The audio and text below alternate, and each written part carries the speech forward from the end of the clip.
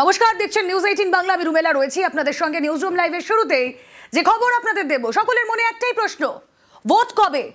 রাজ্যে বিধানসভা নির্বাচন কবে? আগামী সপ্তাহে কি ভোট ঘোষণা?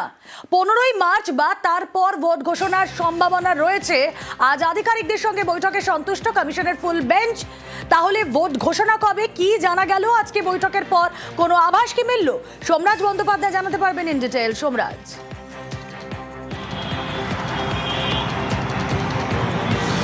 দেখো, যেটা কমিশন সূত্রে জানা যাচ্ছে যে 15ই মার্চ বা তারপরে যে কোনো দিন জাতীয় নির্বাচন কমিশনের তরফে এ রাজ্যের বিধানসভা ভোটের নির্ঘণ্ট জারি করে দেওয়া হবে।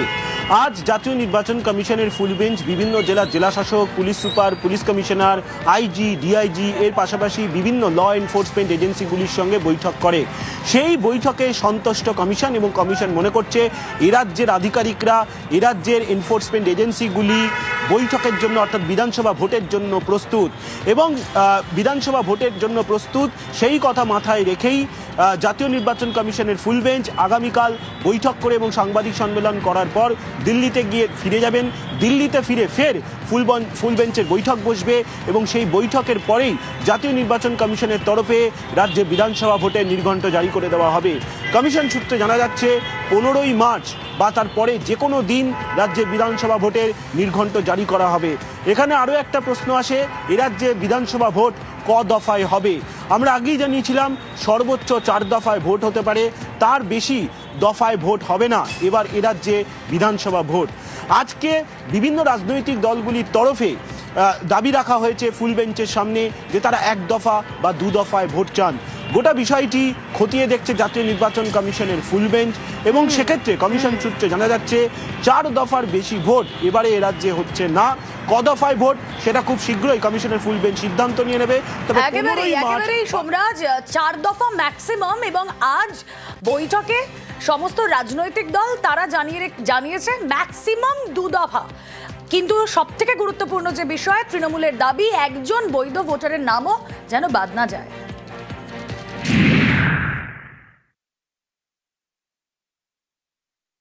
इस बार का चुनाव हमारा अनुरोध है कि 1 चरण में कीजिए या सर्वाधिक 2 चरण में। দফার ভোটের কথা নয়, এখানে বৈধ ভোটারের থাকার কথা।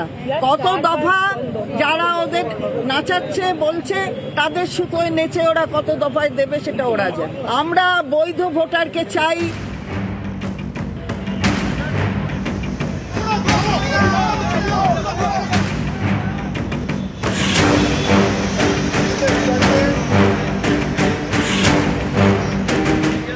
রাজ্যে বিধানসভা ভোট কবে থেকে শুরু হবে, কত দফায় হবে, এ নিয়ে নানা জল্পনা। এরই মাঝে সোমবার রাজনৈতিক দলগুলির সঙ্গে বৈঠক করে নির্বাচন কমিশনের ফুল বেঞ্চ। সেখানেই বিরোধী দলগুলির এক সুর, 1 দফা অথবা সর্বোচ্চ 2 দফায় ভোটের পক্ষে সওয়াল করে বিজেপির প্রতিনিধি দল।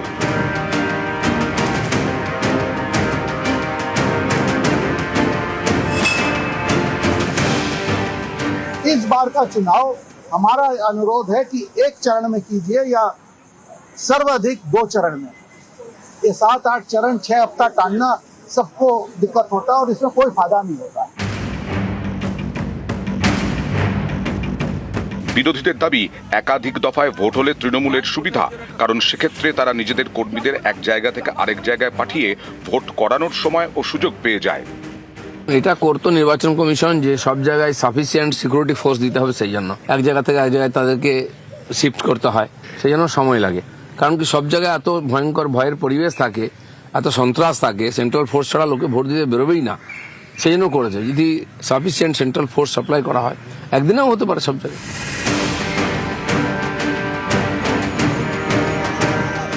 এদিন সিপিআইএম এবং কংগ্রেসের প্রতিনিধি দলের সঙ্গেও বৈঠক করে কমিশনের ফুল বেঞ্চ। 2 দলই চায় সর্বোচ্চ 2 দফায় ভোট হোক। আমরা নির্দিষ্ট দাবি করেছি 1 দফায় ভোট হওয়া উচিত, খুব বেশি হলে 2 দফা, তার বেশি নয়। কারণ এই প্রশাসনিক আর এই মস্তান গুন্ডাকে দিয়ে করায়, শুধু ঘোষণা করলে হবে না। ওরা কথা দিয়েছেন এই 60 লক্ষ লোককে ফিরিয়ে এনে ভোটার লিস্টে, তারপরে ভোট হবে। যাদের নাম ডিলিট করা হয়েছে তাদেরও সুযোগ দিতে হবে, ইলেকশন কমিশন কোনো রাজনৈতিক পক্ষপাত দুষ্ট হলে চলবে না। আগে আমাদের প্রোটেকশন ক দফায় দিতে পারবেন বলুন। যদি এক দফায় দিতে পারেন এক দফায় করুন, যদি দু দফায় করতে পারেন দু দফায় করবেন। It depends on you. কোনো দফার ব্যাপার নয়, ব্যাপারটা হচ্ছে প্রোটেকশনে। আমরা খুশি হব এক দফায় হলে, এটাকে অ্যাসিওর করতে হবে যে এক দফার ভোট নিরপেক্ষ হবে। আপনি যদি বলেন এক দফায় ভোট হবে, ভোট লুট হবে, আমরা কখনো রাজি নই, কখনো রাজি নই, পরিষ্কারভাবে জানিয়ে দিচ্ছি। দফার ভোটের কথা নয়, এখানে বৈধ ভোটারের থাকার কথা।